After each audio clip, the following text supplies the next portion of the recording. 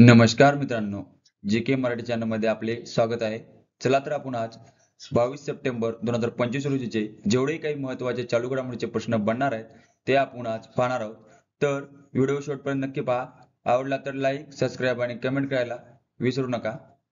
प्रश्न पहिला, कोणत्या निवडणुकीपासून ईव्हीएम वरती पहिल्यांदाच उमेदवारांचे रंगीत छायाचित्र छापली जाणार आहेत?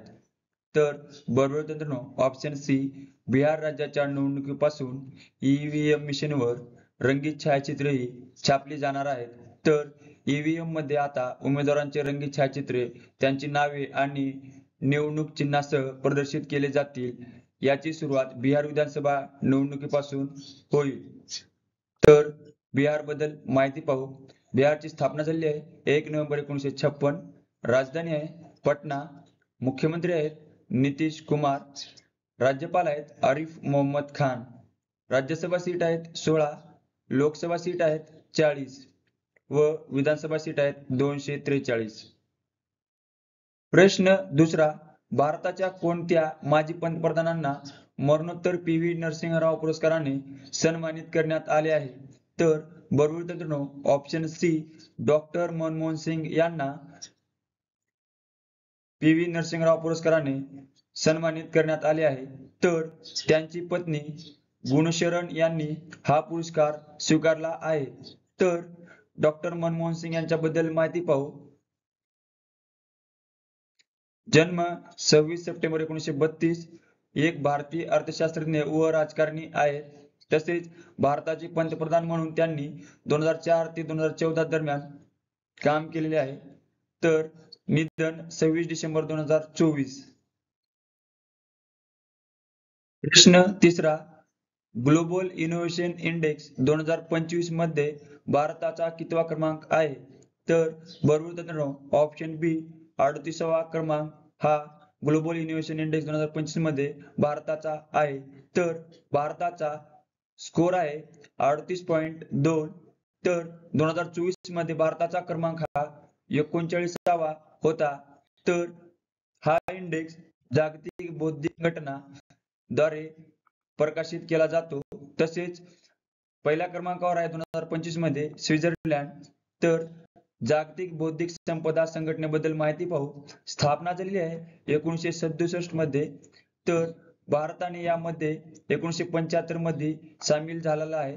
तर या संघटनेचे कार्य आहे बौद्धिक संपदा जागतिक संरक्षणाला प्रोत्साहन देते आणि संतुलित आंतरराष्ट्रीय IP कायद्यांच्या विकासाचे समन्वय साधते. तर या संघटनेचे मुख्यालय आहे जिनेव्हा, स्वित्झर्लंड या ठिकाणी. प्रश्न चौथा, नुकतेच प्रकाशित झालेले भारतरत्न भूपेन हजारिका या पुस्तकाचे लेखक कोण आहेत? तर बरोबर मित्रांनो, ऑप्शन बी, अनुराधा शर्मा या भारतरत्न भूपेन हजारिका या पुस्तकाचे लेखक आहेत. तर इतर काही महत्त्वाचे पुस्तक आणि लेखक पाहू. संविधान का महत्त्वाचे आहे याचे लेखक आहेत माजी सरन्यायाधीश DY चंद्रचूड. 10 पैसे का पोस्टकार्ड याचे लेखक आहेत कॅप्टन SN अहमद. वेगळेपण कमी नाही अनुपम खेर. श्रद्धाळूंची कोंडी अभिषेक चौधरी. तारे मार्ग उजळतात सुचेता राज खन्ना. तसेच जनता की कहाणी मेरी आत्मकथा या पुस्तकाचे लेखक आहेत बंडारू दत्तात्रय. प्रश्न पाचवा, PM मित्र पार्कचे उद्घाटन कोणाच्या हस्ते करण्यात आले आहे? तर बरोबर मित्रांनो, ऑप्शन बी, नरेंद्र मोदी यांच्या हस्ते PM मित्र पार्कचे उद्घाटन हे 17 सप्टेंबर 2025 रोजी करण्यात आले. तर ठिकाण आहे पैसुला गाव, धार जिल्हा, मध्य प्रदेश राज्यात.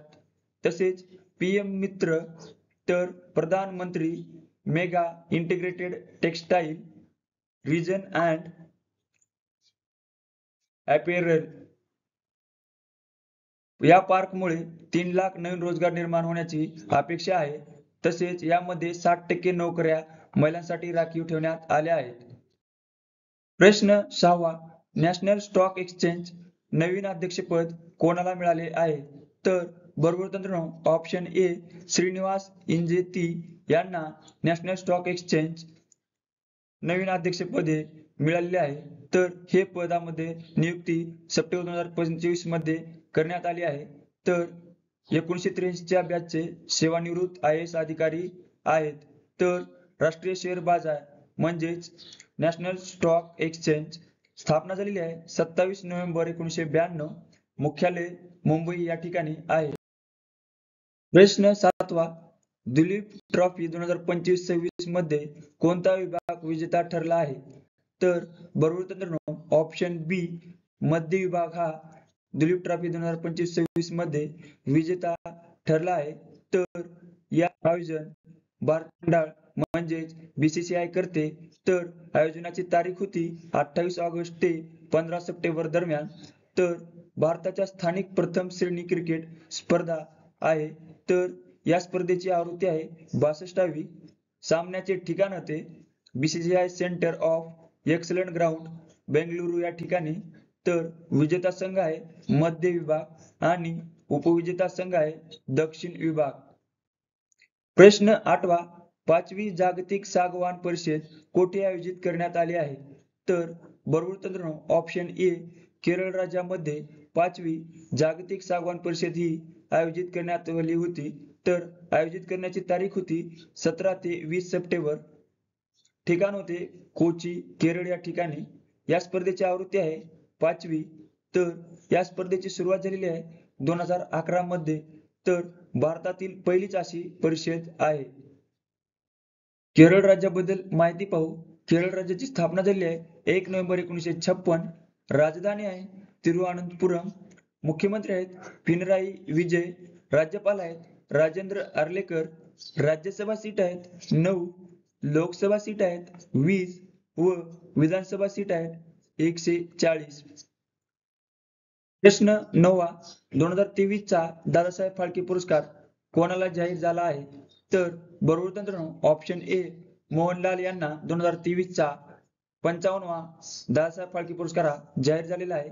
तर यांना हा प्रतिष्ठित पुरस्कार 23 सप्टेंबर 2025 रोजी होणाऱ्या 71व्या राष्ट्रीय पुरस्कार सोहळ्यात प्रदान केला जाणार आहे. तर भारत सरकारने त्यांच्या कारकिर्दीच्या गौरव म्हणून त्यांचा पद्मभूषण आणि पद्मश्रीने गौरव केला आहे. तर दादासाहेब फाळके पुरस्कार मागील दिले गेलेले पाहू आपण.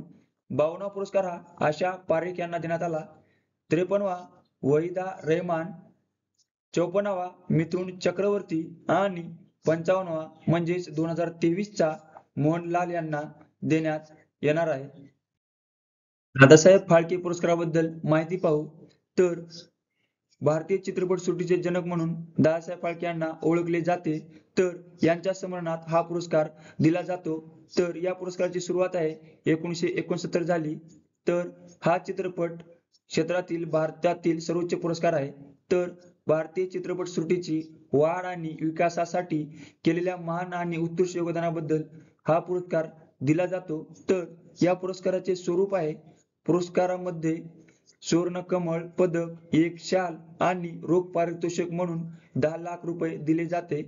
तर पहिला पुरस्कार हा देविका राणी यांना देण्यात आला होता. तर हा पुरस्कार 1969 मध्ये देण्यात आला. तर मरणोत्तर पुरस्कार हा 2 जणांना देण्यात आलेला आहे. तर पृथ्वीराज कपूर यांना 1971 मध्ये आणि विनोद खन्ना यांना 2017 मध्ये देण्यात आलेला आहे. प्रश्न 10वा, आंतरराष्ट्रीय शांतता दिन कोणत्या दिवशी साजरा केला जातो? तर बरोबर मित्रांनो ऑप्शन डी 21 सप्टेंबर रोजी आंतरराष्ट्रीय शांतता दिन हा साजरा केला जातो. तर 1981 मध्ये संयुक्त राष्ट्रांनी हा दिवस जाहीर केला. तर 2001 मध्ये संयुक्त राष्ट्र महासभेने हा दिवस 21 सप्टेंबरला निश्चित केला आणि तो जागतिक युद्धविराम आणि अहिंसेसाठी समर्पित केला. तर 2025 ची थीम आहे शांत जगासाठी आताच कृती करा.